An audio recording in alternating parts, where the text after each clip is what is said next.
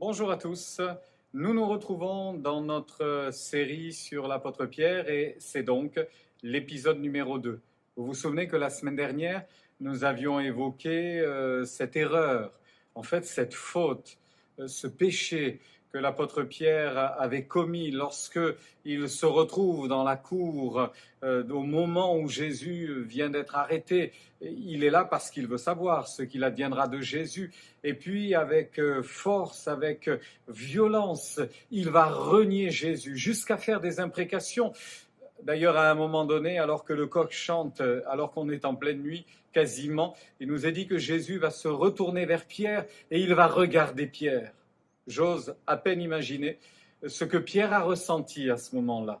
Exactement ce que nous disions la semaine dernière, un sentiment d'échec finalement, un sentiment trouble où il vient de réaliser que lui qui avait promis que jusqu'à la mort, il était capable de suivre Jésus, même si tous les autres l'abandonnaient, ce ne serait pas son cas, il vient d'être pris à défaut. Eh bien, nous retrouvons Pierre maintenant dans ce deuxième épisode pour aller un petit peu plus loin. Dans quel état se trouve-t-il ? Essayons de réfléchir un instant. Jésus a été arrêté, Jésus a été condamné. Pierre a pleuré amèrement. Quel échec! Il pensait tenir, il pensait être solide, il pensait être fort. Pas du tout, absolument pas. Il a lamentablement échoué. Quelque temps plus tard, on est venu annoncer aux disciples que Jésus était ressuscité. Les femmes ont dit cela. L'apôtre Pierre avec Jean ont couru vers le sépulcre. Et l'apôtre Pierre est entré dans le sépulcre pour constater qu'effectivement le corps n'était pas là. Est-ce que ceci va le rétablir, le restaurer intérieurement, va lui faire du bien ? On n'en est pas encore là.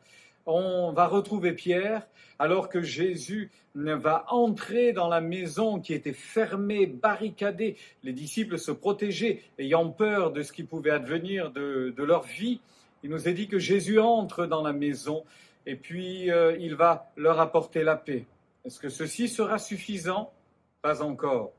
On retrouve l'apôtre Pierre dans une situation assez surprenante. Dans l'évangile de Jean, au chapitre 21, alors qu'il y a eu la crucifixion, la résurrection, l'apparition de Jésus auprès des disciples, une forme de révélation qui aurait dû les rassurer, les encourager à poursuivre dans ce bel engagement de la foi. Et puis nous voyons Pierre avoir une drôle de réaction.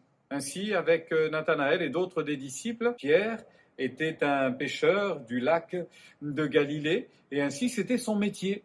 Et je ne peux pas m'empêcher de voir dans la réaction de Pierre un retour à sa vie d'avant. Je ne peux pas m'empêcher de voir dans l'attitude de Pierre une espèce de désœuvrement, un mal-être au fond de lui, plus d'objectifs, plus de projets. Il y a quelque chose qui s'est cassé, mais ça s'est cassé au fond de lui, à cause de son attitude. N'est-il pas vrai que souvent nous avons été découragés, pas par les autres, mais par nous-mêmes ? N'est-il pas vrai que souvent nous avons été déçus, non pas par les autres, mais par nous-mêmes ? N'est-il pas vrai que quelquefois, il nous est arrivé de se poser la question, mais je ne peux pas continuer ainsi, et je vais tout arrêter, et je vais abandonner. Abandonner la course, abandonner la route, abandonner notre engagement vis-à-vis de Dieu. Mais quelle erreur, quelle folie. Je voudrais vous encourager aujourd'hui encore. Je voudrais vous encourager ce matin en vous disant, n'abandonnez jamais. N'abandonnez jamais votre assurance à laquelle est attachée une grande rémunération, comme dit l'Écriture. N'abandonnez jamais votre foi qui est attachée au rocher des siècles. N'abandonnez jamais votre espérance, parce que celui qui vous a fait la promesse est fidèle. Voyez-vous, l'apôtre Pierre avait besoin plus que tout d'être encouragé, et ce sera l'objet de ce troisième volet que nous aborderons la semaine prochaine. L'apôtre Pierre était mal à ce moment-là, et sans doute quelqu'un sera mal aujourd'hui. Mais je voudrais t'encourager, mon frère, ma sœur, en te disant que même lorsque l'on est au plus mal, Dieu n'a pas dit son dernier mot. Et Dieu porte encore un regard favorable vers nous. Il porte encore un regard chargé d'amour, plein d'attention, afin de nous relever.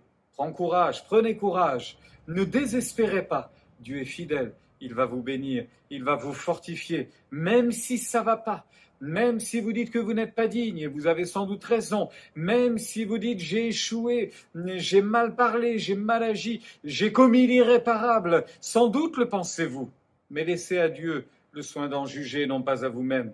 Laissez à Dieu le soin de vous dire si c'est irrécupérable ou pas.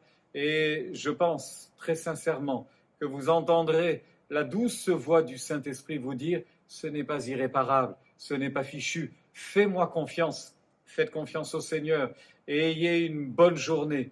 Soyez encouragés aujourd'hui, que le temps de prière que vous allez prendre maintenant ou un peu plus tard dans la journée soit vraiment revigorant pour votre âme.